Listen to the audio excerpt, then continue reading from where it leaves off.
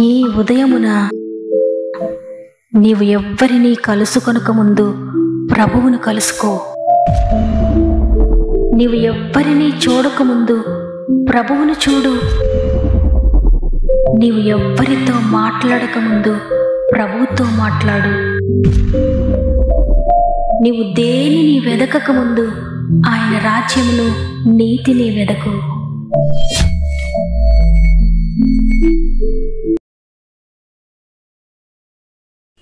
Praise the lord.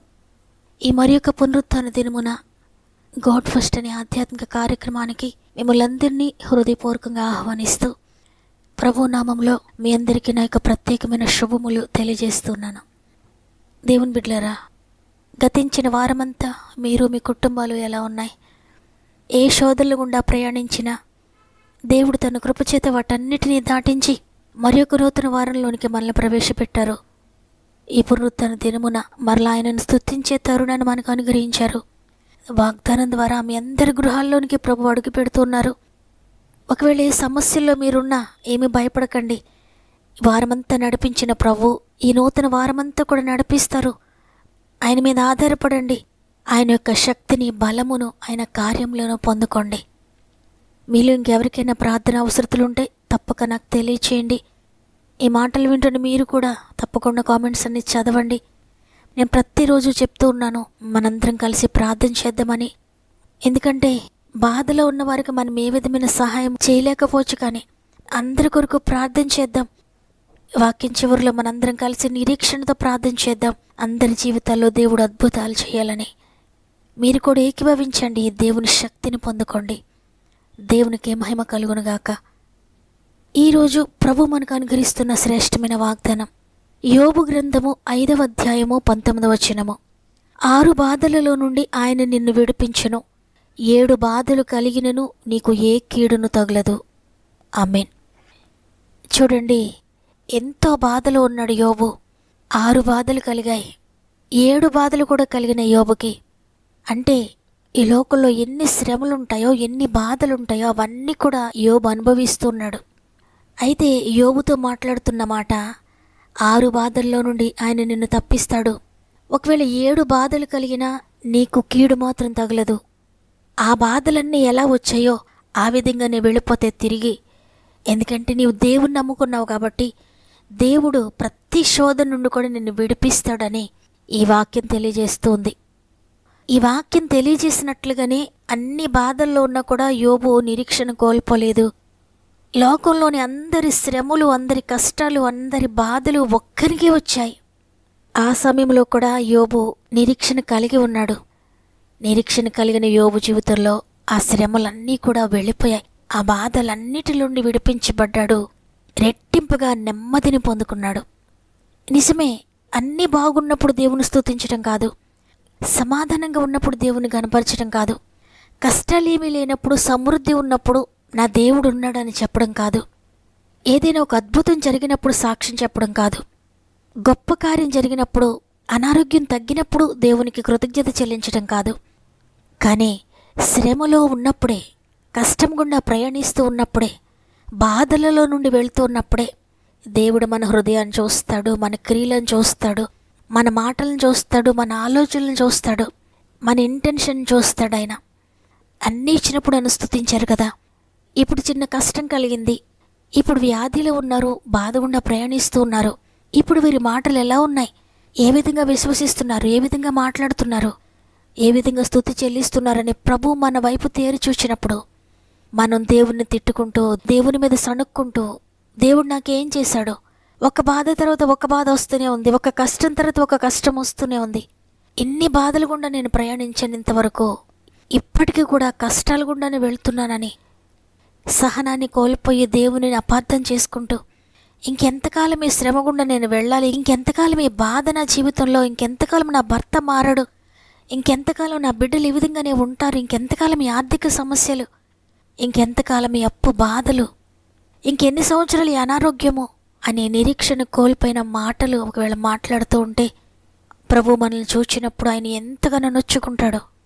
ఎందుకంటే అనేక ఆపదల నుండి నేను రక్షించాను, అనేకసార్లు నేను స్వస్థపరిచాను, ఇంతవరకు వారిని బ్రతికిస్తూ నడిపిస్తూ వస్తున్నాను. మరలా చిన్న శోధన, చిన్న బాధ ఎదురైనప్పుడు విశ్వాసాన్ని కోల్పోతున్నారని ప్రభు బాధపడేటట్లుగా మన క్రియలు ఉండకూడదు. యోబు వలె బాధలు గుండా వెళ్తూనే నిరీక్షణ కలిగి మాట్లాడాలి, విశ్వాసపు మాటలు మాట్లాడాలి. ఈ శ్రమ కలిగింది నాకు, అయినప్పటికీ పర్వాలేదు, నేను నమ్మిన ప్రభు వీటి నుండి నన్ను విడిపించగలడని నేను నమ్ముతున్నానని అందరి మధ్యలో నుంచుని సాక్ష్యం చెప్పాలి. మనం దేవుడు కార్యం చేసినప్పుడే కాదు కానీ శ్రమలో కూడా నా ప్రభువు నన్ను రక్షిస్తాడని ఆయన కొరకు సాక్షిగా నిలబడినప్పుడు యోబు జీవితంలో ఏ విధంగా అద్భుతం జరిగిందో నీ జీవితంలో కూడా జరుగుతుంది. అదే అద్భుతం. చూడండి, హబక్కూకు భక్తుడు కూడా ఇక్కడ మాట్లాడుతున్నాడు. హబక్కూకు 3వ అధ్యాయము 17-18 వచనాలు. అంజూరపు చెట్లు పూయకుండినను, ద్రాక్ష చెట్లు ఫలింపకపోయినను, ఒలీవ చెట్లు కాపులేకయుండినను, చేనిలోని పైరు పంటకు రాకపోయినను, గొర్రెలు దొడ్డిలో లేకపోయినను, సాలలో పశువులు లేకపోయినను, నేను యెహోవా యందు ఆనందించెదను, నా రక్షణకర్తైన నా దేవుని యందు నేను సంతోషించెదను అని హబక్కూకు భక్తుడు ఇక్కడ మాట్లాడుతున్నాడు. ఇక్కడ కూడా 6 రకాలైన బాధలు మనకు కనబడుతున్నాయి. 6 రకాలైన శ్రమలు నాకు ఎదురైనా నేను బాధపడుతూ కూర్చోను, యెహోవా యందు నేను ఆనందిస్తాను, నా రక్షణకర్తైన నా దేవుని యందు నేను సంతోషిస్తాను అని చెప్తున్నాడు. ఎందుకంత ధైర్యంగా చెప్తున్నాడంటే ఆయనకు రక్షణకర్త ఆయనే అని హబక్కూకు తెలుసు. అందుకే శ్రమలొచ్చినా, కష్టాలొచ్చినా, బాధలొచ్చినా, 6 రకాలైన బాధలు తనకు ఎదురైనా రక్షణకర్త యందు ఆనందిస్తున్నానని చెప్తున్నాడు ధైర్యంగా. ఆ తర్వాత హబక్కూకు జీవితంలో ఏం జరిగిందో ఆ క్రింది వచనాన్ని చదివితే, ప్రభువగు యెహోవాయే నాకు బలము, ఆయన నా కాళ్లను లేడి కాళ్ల వలె చేయును, ఉన్నత స్థలముల మీద ఆయన నన్ను నడువ చేయును. కష్టంలో కూడా ఆయన యందు ఆనందించాడంట. 6 బాధలొచ్చినా కూడా దేవుని యందు సంతోషించాడంట. భయపడుతూ కూర్చోలేదు, అవిశ్వాసంతో కూర్చోలేదు, నిరీక్షణ కోల్పోలేదు. ఆ విధంగా ధైర్యంగా ముందుకు సాగుతున్నప్పుడు దేవుని అద్భుతకరమైన కృప వచ్చింది. యెహోవా బలము కలుగు చేశాడు, లేడి కాళ్ల వలె ఆయన కాళ్లను చేశాడు, ఉన్నత స్థలముల మీద నిలువబెట్టాడు. అప్పటి వరకు ఏమీ లేనివాడుగానే ఉన్నాడు. అయితే నిరీక్షణ కలిగి ప్రభు వైపు చూచినప్పుడు దేవుడు పడిపోయిన స్థితిలో నుండి ఉన్నత స్థితిలోనికి తీసుకువెళ్ళాడు, ఉన్నత స్థలముల మీద నిలువబెట్టాడు, ఉన్నతమైన కార్యములు చేశాడు.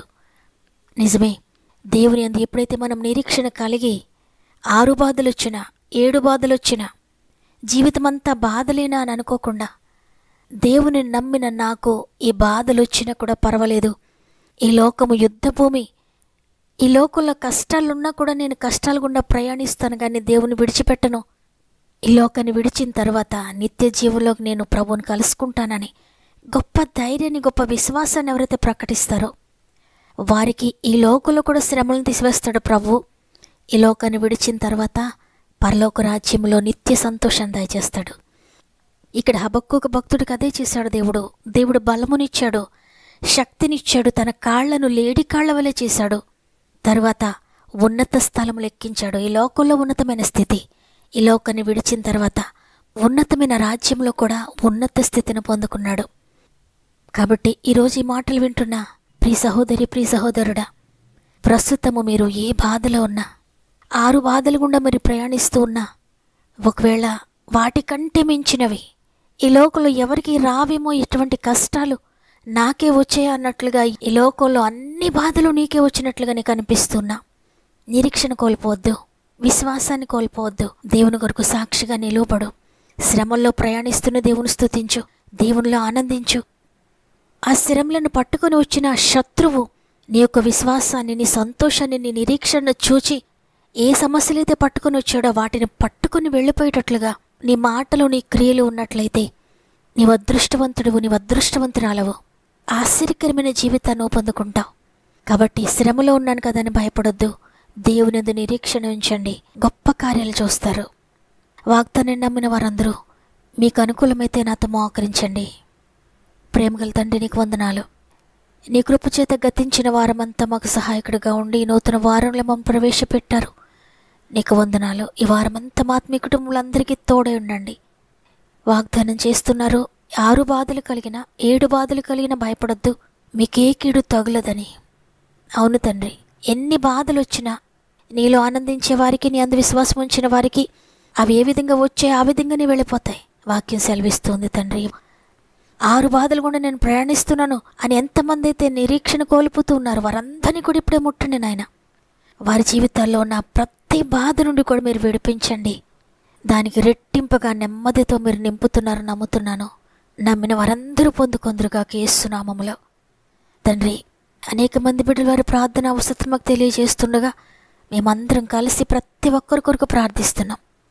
కుటుంబ రక్షణ కొరకు, పాప క్షమాపణ కొరకు, వ్యసనాల నుండి విడుదల కొరకు ఎంతమంది ప్రార్థిస్తున్నారో అందరి జీవితాలు అద్భుతాలు చేయండి.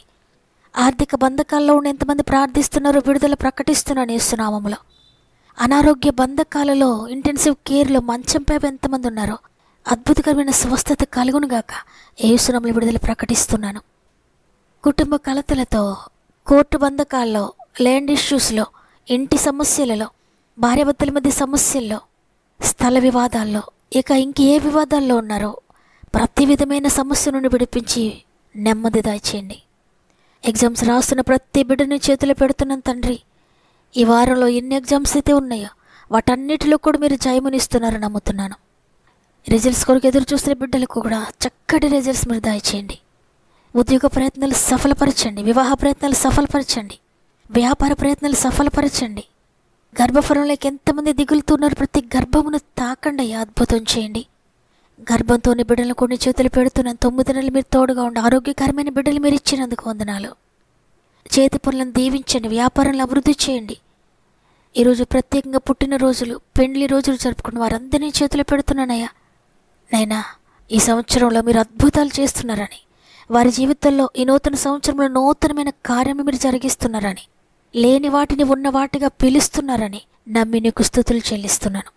ఇది మనం ప్రారంభిస్తుండగా రోజంతా ఆత్మీయ కుటుంబానికి తోడుగా ఉండి నడిపిస్తారని యేసయ్య పరిశుద్ధమైన నామములో అడిగి వేడుకొంచున్నాను తండ్రి, ఆమేన్. ఈరోజు ఈ వాగ్దానాన్ని విన్న ప్రియ చెల్లి, ప్రియ తమ్ముడు, ఈ వాగ్దానం నీ కొరకే. 6 బాధల్లో ఉన్నారా? 7 బాధలు కూడా మీకు వచ్చాయా? భయపడకండి, ప్రభువులో ఆనందించండి. ఉన్నత స్థలములపై దేవుడు మిమ్మల్ని ఎక్కించబోతున్నాడు. విశ్వసించిన వారందరూ కూడా విశ్వాసంతో ఆమెనని చెప్పండి. మీ ఇష్టాన్ని తెలియజేస్తూ వాగ్దానాన్ని తప్పక లైక్ చేయండి. మీకు తెలిసిన వారందరికీ షేర్ చేయండి. దేవుడు మిమ్మల్ని, మీ కుటుంబాలను దీవించి ఆశీర్వదించునుగాక. దేవుని చిత్తమైతే తిరిగి రేపు అందరం కలిసి ఆయనను స్తుతిందాం. అంతవరకు ప్రభు మీకు, మీ కుటుంబాలకు తోడు ఎండి నడిపించునుగాక. God bless you.